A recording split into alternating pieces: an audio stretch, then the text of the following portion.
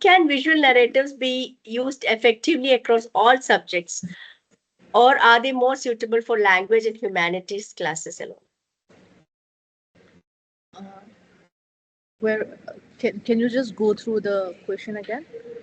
Yeah, Yeah. sure. Yeah. Can visual narratives be used effectively across all subjects, or are they more suitable for language and humanities classes? I think visual narratives can be used in all streams, in all subjects, not only fixating into the humanities or School of Social Science, because uh, the logos or then the designs or the symbols, even in mathematics, we have these logos and all these symbols are is there. So even recently we had a seminar where one student was presenting that visual narratives being incorporated in the field of science as well as in the field of maths, and how it's being correlated and how it could be imposed or assimilated in other streams. So I think it's a very good step, and if we could assimilate that, and then I think it could be done. I mean, there is no concrete rule that we cannot use visual narrative, and if we happen to use that visual narrative, I think it would be more it would be more easy, it would be more attractive as well, and also if we use this, then we can have the students from the school level being able to understand more clearly and more freely. I think that would be a good idea. Thank you, ma'am, for that. Yeah, thank you. Um, yeah, we have another question here.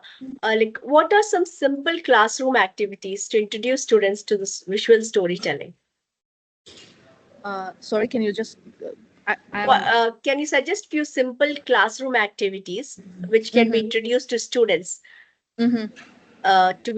to introduce visual storytelling to them? Yes, I think that one activity, I think even this particular experiment that I have done, this will also help the student at the same time.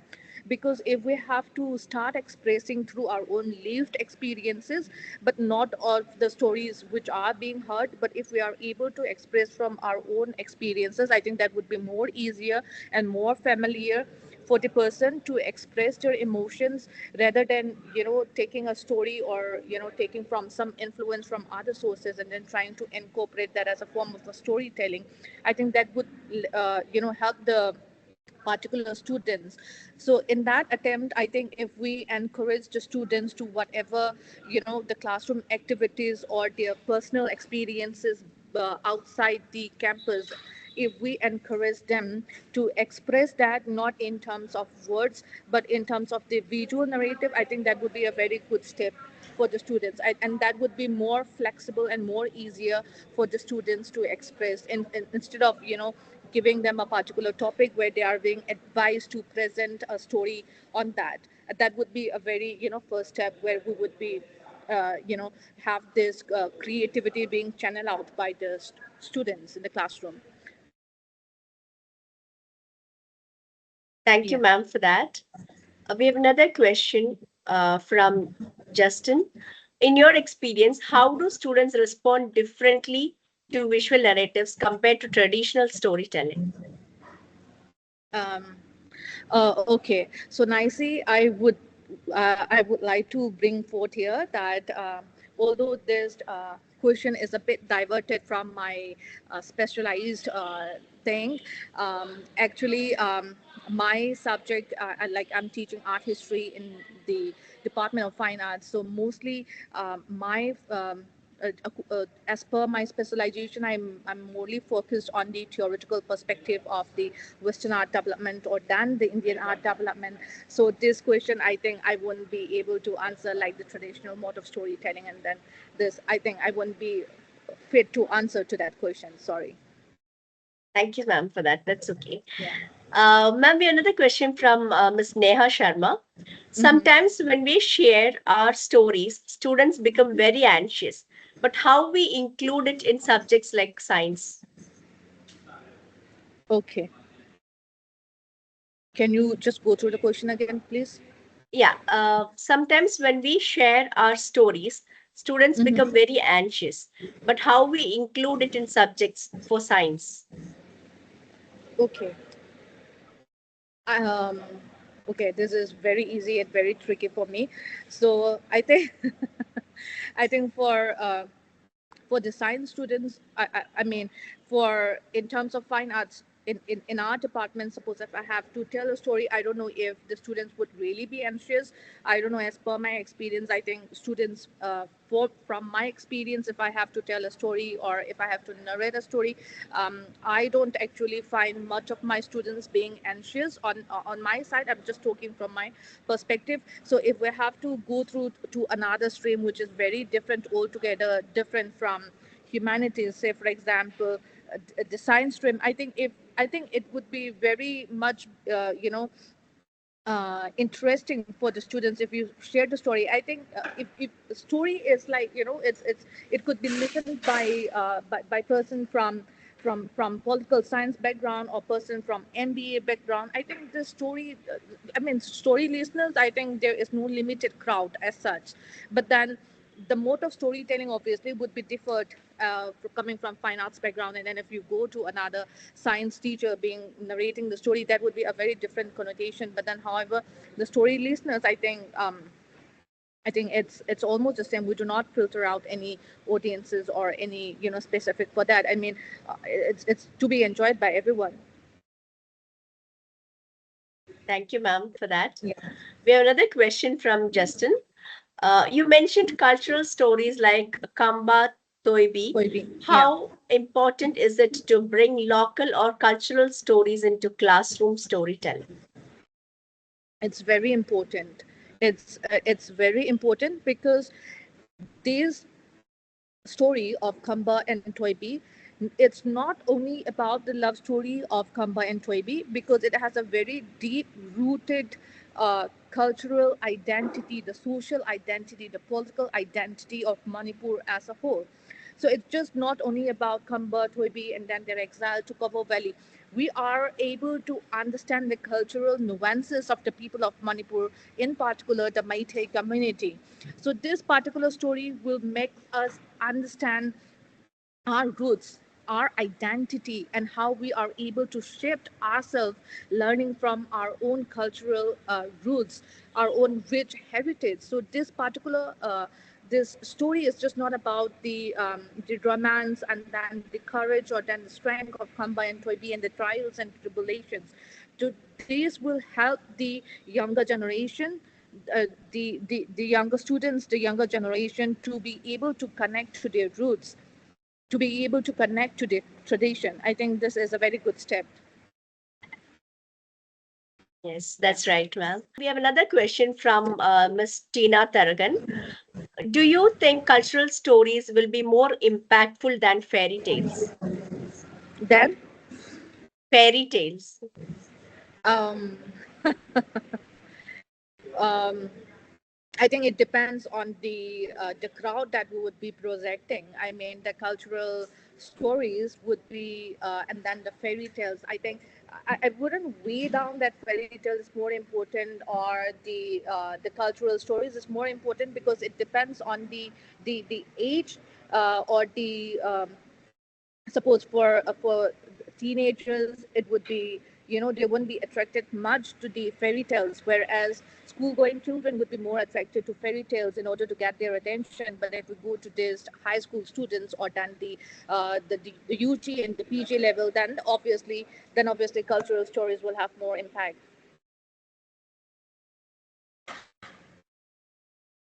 Yeah, okay. Thank you, ma'am, for that. Yeah, thank you. So, from your experience, what kinds of visual elements work best with different age groups, like for young children, teenagers, and adults? Visual, sorry, can you just go through that Like, again? from your experience, what kind of visual elements will work best with different age groups, like for young children, teenagers, and for adults? I think like for school going children, I think it would be very important to introduce the basic elements of art, like lines, shapes, and how to do um, volume and then depth and all. So all of this would be very important, very pivotal for the for the first standard or maybe the second standard or maybe for the third standard. So that would be the very introductory classes in terms of the introduction of the basic elements of art. But then if you go deeper into that, then obviously we have this chiaroscuro system, the shading of light and dark, and then also this anatomy study, and then we have this abstract art, the conceptual art, and then we have different forms of art. But then the basic elements of art would be very important to be introduced at a very primary level. Ma'am, we have another question Okay. from Shamla Devi. Can we create some cultural stories from our experiences and share to children for their creative development? Can we share some? Actually, I'm at a cafe and it's very quite loud here. So can Yeah, you I just repeat understand, again? ma'am. Yeah. It's there in the Yeah. chat box. It's asked by Shamla Devi. Okay. Can we create some cultural stories from our experiences and share it to children for their creative development? I guess. I think that would be a very good idea from our own experiences as well as the cultural stories.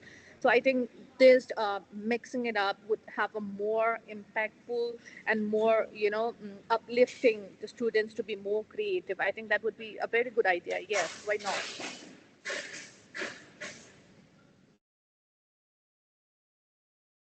Okay, thank you so much, ma'am, for that. We have another question from Mamta. Thank you, ma'am, for such an enriching session. In your opinion, should we focus more on developing the articulation skills or enhancing interpretation skills in the younger students? Can you just go it again? Yeah. Articulation skills and She's asking whether, in your opinion, should we focus more on developing the articulation skills or enhancing interpretation skills in the younger students? I think articulation skills. I think articulation skills is more important than the interpretation skills, because once you are very clear of the articulation skills, and obviously interpretation will come at the later period in the later grades. Thank you, ma'am, for that. Yeah. Ma'am, how do you see visual storytelling evolving with digital tools and media? Can you come through it again?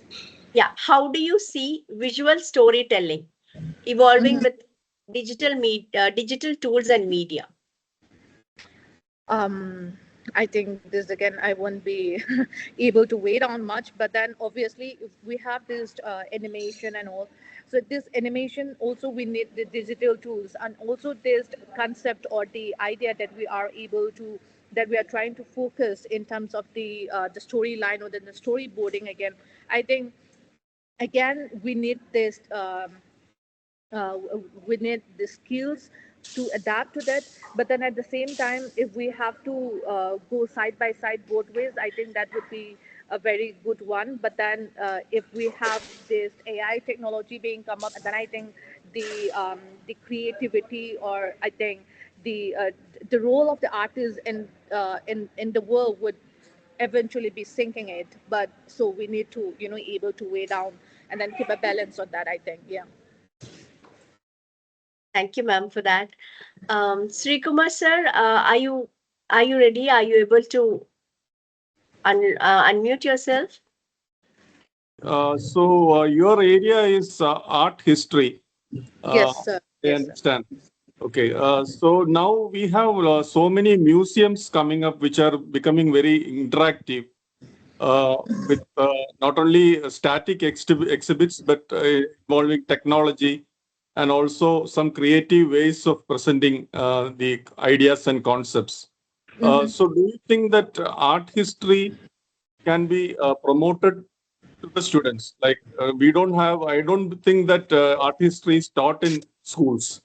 And one way of teaching children art history or rich heritage, whether it is the local paintings and what you call graphic art or whatever, uh, or in a global level. No, it is through exposure to the museums. Museums afford that kind of experiences. So, in your view, are we promoting that in our education system, even at the college level? The art history, the concept of art history, is it being introduced, promoted in the school level? Is that the question, sir? Yes, yes. A very honest opinion, I think art history is a very new subject. So again, in the school system, in Manipur, I think I'll talk from the perspective of Manipur. So the art history, or say for example um, the paintings which were painted by the traditional artists of Manipur, the modern artists, the modern painters of Manipur. I don't think so. There is no mention or no introduction of it in the school system. Uh, Let aside even in the graduation level, I think the art the art history of Manipur is not yet being introduced in the syllabus in terms of the school system, as well as in the graduation level. But however, in the master level in the Department of Fine Arts, Manipur University, we do introduce the art historical background of Manipur, the painters, the traditional painters, and then the various aspects about the craft, which is very rich in craft, as well as and also of the costumes. And so we have the students actively engaging when in their dissertation process. But then keeping that aside, sticking to the question of the school system, no introduction of the art history, the art historical background of Manipur, and then getting back to the question of the museum, where even in museum, I think for museum, sir, can you just get back to that part again? I'm not able to connect with the museum that you were trying to raise up with the art historical perspective. So it's not audible.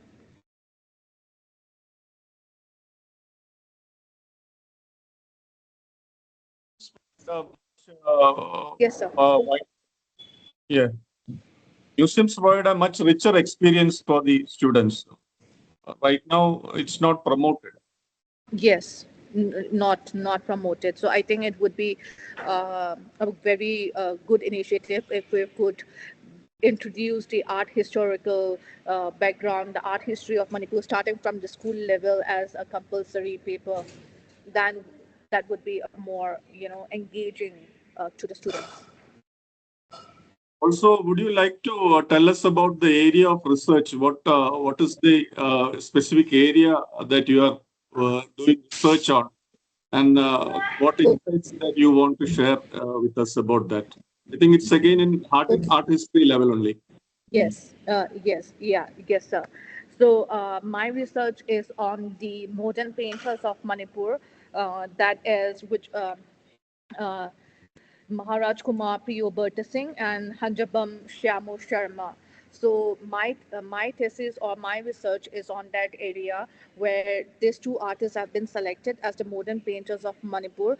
Maharaj Kumar Priyoberta Singh, he comes from the royal family background, and then he started to paint not as a professional but as a hobby, whereas Hanjabam Shyamo Sharma started off as a professional painter, and in fact he was the artist who introduced the first IMPA Art School, which I have mentioned in my talk as well, the IMPA Art School, which was introduced in the year 1949 by Hanjabam Shyamo Sharma. So these artists, and they have their own artistic journey. One, because uh, MKPB, I would refer to Maharaj Kumar Priyoberta Singh as MKPB here in my talk. So MKPB, coming from the royal family background, he was introduced to a lot of a visual landscape, and in fact he was trained by Govind Kanekar, who was the alumnus of JJ School of Art, and then he started to pick up the idioms of Impressionism, the post-Impressionism style, and then he has taken his influence from the post-Impressionists,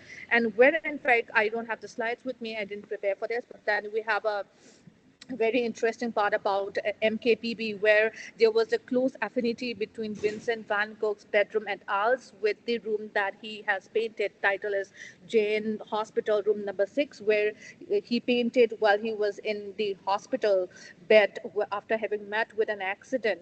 So there was this close similarities in terms of the color, in terms of the lines and shapes. So this was a close, you know, resemblance of his influence or his inspiration from the Western art. And this Western art and this exposure came because only he come from the royal family background. Because if we talk about the early 20th century, of course, transportation system was not that efficient, and then also of the financial issues and all of this. So he was, and also he has an autobiography called M.K. Alberta Singh's biography, where he has himself recorded about Ningthau Badri Singh, where I've mentioned in my talk, the pioneer painter of Manipur. He has in fact recorded there that he has encountered with Ningthau Badri Singh, the pioneer painter of Manipur, where he used to give him sketchbooks and watercolors, because at that period of time watercolor was not easily found in the market or even in Manipur. So he used to give that watercolor and the sketchbook to pen for him. But that Ningthau Badri Singh was a gambler. He was so much into gambling, and he was also into alcohol.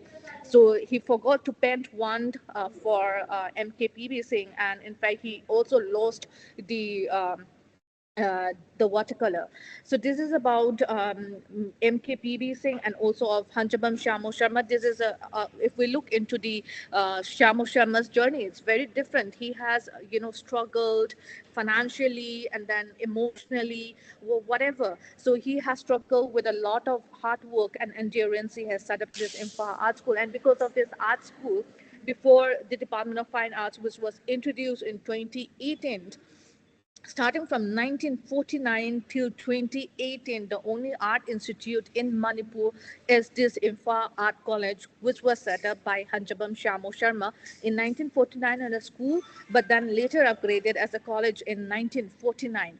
So Hanjabam Shamo Sharma was the first painter from Manipur, which would be reflecting the socio-political issues of Manipur. Say, for example, Nupilal, which we refer to as Women's War, which was fought against the British because of this exportation of rice, and there was scarcity of rice. And so this has been reflected in Hanjabam Shamo Sharma's painting. And also he has depicted the World War II scene bombings, where woman is trying to cross the bridge holding a child on her back, and also holding a basket of fruits and vegetables, and also holding one child on her hand trying to cross the bridge. So in all of this factor of Hanjabam Shamo Sharma, he is trying to project how woman plays an important role in the society. No matter how much of a struggle that she is facing, she has to take care of her family. The role which was played very strongly by women in terms of hardships. So this is the very, the very art discourse of Manipur that is reflected by the two modern painters, Hanjabam Shamo Sharma and MKPB, or we call it as Maharaj Kumar P. Alberta Singh. And since PB coming from a very royal family background, he in fact used to paint on the socio-political issues, but not as much as deep like Hanjabam Shamo, depicting the struggle of women, the scarcity of food in the state. So this visual narrative is expressive of their own experiences, but done in a very different way, a very different experience, a different language, I should say. We have another one last question from Justin. Okay. Can you share another example where visual storytelling had a strong impact on students in your class, other than the one which you had already shared? Yeah. Okay, visual storytelling. Yes. Okay, my slides was on the experiment, but then since my specialization is mostly on art history, I do present all the images of the artists and also of the paintings that I would be referring in my lecture. So that particular presentation of the images, say for example, if I have to teach about Rococo, then I bring the example of the swing, or for example any art movement. If I have to talk and discuss with the student, then I bring the visuals with them. So these visuals again, they had a very great impact and influence in forming a visual language in their practical classes. Because one student, when I was teaching about impressionism, for example, and then the swing, so these students, they have incorporated these visual elements in their practical classes, in their painting, or for example in their graphics. So this also is also, I think, a form of a storytelling, visual storytelling. If I have to talk about rococo, if I have to talk about neoclassicism, this is also a form of a storytelling about how that particular art developed, or about how that particular artist penned in that particular idiom, and how this particular period, the culture, and then the socio-political issues, this is also a part of a storytelling. And this representation of image which reflecting the socio-political issues of that particular period, for example rococo, I think this has also have had a great influence in terms of their in informing their visual language in their practical classes. Yeah. Thank you, ma'am, for that. Yeah, We have exactly. one more last question from our editor. Yes. The last 2 years, Manipur has been going through this strife between two communities, and Yes. it is still going on. So this might be having reflecting in that way the writers, poets, and also artists respond to how they respond to this, because this is a very stressful situation and over which they can't do much. A lot of people are displaced. We saw 250 deaths already. So do you observe anything from the world of artists, how they have responded to what is happening now in the Manipur society? Yes, yes, exactly, sir. Uh, in my slide also, I have mentioned one particular student, Sadananda, where he has reflected his anger, his anxiety, his insecurity regarding these issues, the ethnic issues being going on right now in Manipur. And in fact, if you go through the slide, he has in fact painted the image of the woman upside down, because the socio-political system of Manipur is actually haywired, is not in the right shape. So that is how he is represented in his sketch, where I actually asked him to present his classroom experience, 1 year classroom experience, but his classroom experiences was of the socio political issues that is going on right now in Manipur. That shows how much he is being impacted, how much he is insecure of the situation happening around him. Even my student from second semester,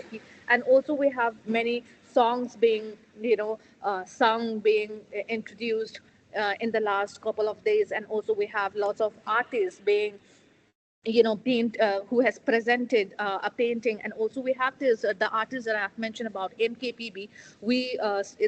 They have started a memorial art award which started from 2015, if I'm not wrong. So last year or I think it's in this last year or this year, I'm not really so sure, but in one of this memorial art award, I think there was one particular student who got the award which was reflecting the socio-political issues of Manipur.